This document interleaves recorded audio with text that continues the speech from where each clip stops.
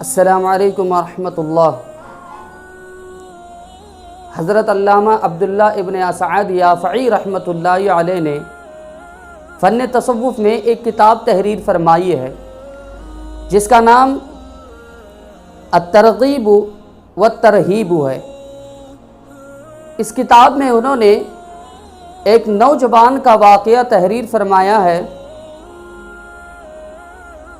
جس کے بدن سے مشک اور عنبر کی خوشبو آتی تھی۔ ان کے متعلقین میں سے ایک آدمی نے اس نوجوان سے پوچھا کہ تمہارے بدن سے جو خوشبو آ رہی ہے یہ خوشبو آپ کہاں سے لا کر لگاتے ہیں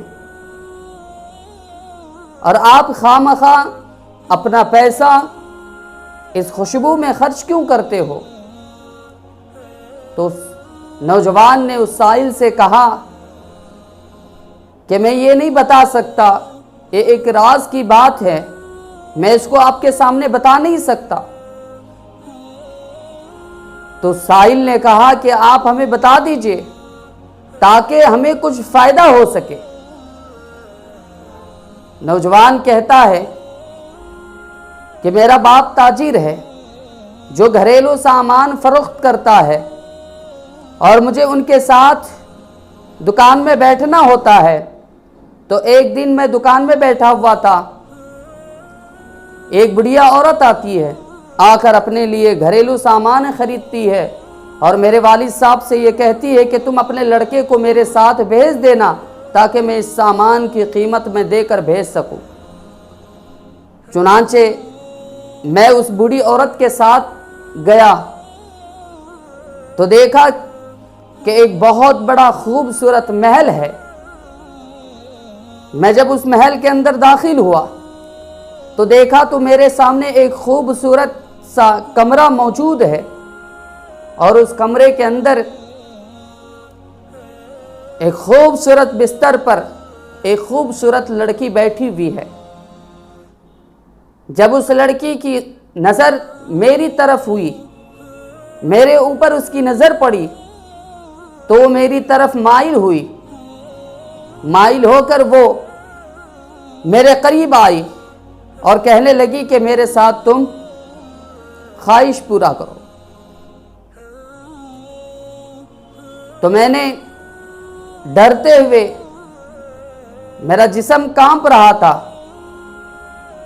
اس عورت نے جیسے ہی مجھے اپنے قریب کیا، اللہ رب العزت نے میرے دل کے اندر ایک بات ایسی پیدا فرمائی۔ میں نے اس عورت سے کہا کہ مجھے قضائے حاجت کے لیے جانا ہے، مجھے فارغ ہونا ہے، میں فارغ ہو کر آؤں گا۔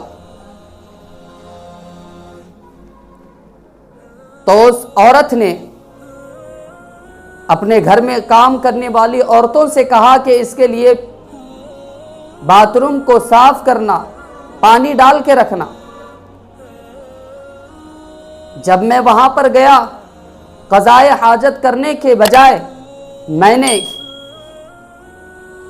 اس میں سے نجاست کو لیا اور اپنے پورے جسم پہ لگایا۔ جب میں لگا کر باہر آیا، باہر آ کر جب اس خوبصورت حسین و جمیل لڑکی کے سامنے میں گیا تو وہ کہنے لگی کہ اس مجنون کو، اس پاگل کو میرے گھر سے باہر نکالو۔ میں باہر نکلا، میرے جیب میں 1 درہم موجود تھا، میں اس درہم سے صابن خرید لیا، صابن خرید کے ایک نہر کے پاس جا کر اپنے جسم کو دھویا اور اپنے کپڑوں کو بھی دھویا۔